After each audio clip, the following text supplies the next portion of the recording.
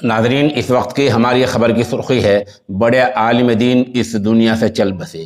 جمعیت علماء ہند سے وابستہ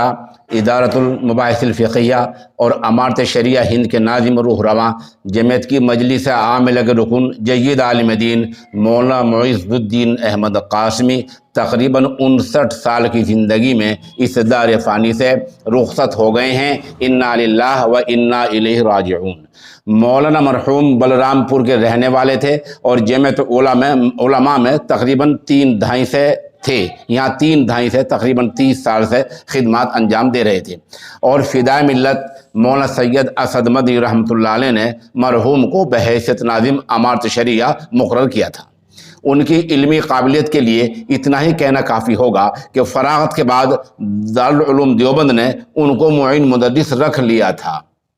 اس حادثہ فاجعہ پر، ان کے انتقال پر، جمعیت علماء ہند کے کل ہند صدر مولانا قاری محمد عثمان منصور پوری، مولانا محمود مدنی، مولانا حکیم الدین قاسمی، مولانا عظیم اللہ،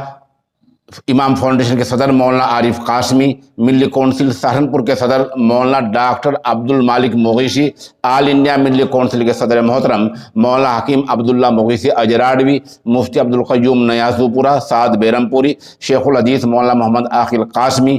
مولانا تحسین، مولانا واصل بھورا، مولانا یحییٰ کریمی، قاری محمد ذاکر مظفر نگری، مولانا معاذ قاسمی حسین پور، مولانا برکت اللہ امینی کیرانہ، مولانا ارشاد قاسمی امام صاحب پانی پت، قاری ذیشان قادری وغیرہ نے تعزیت پیش کی ہے اور خراج عقیدت پیش کیا ہے۔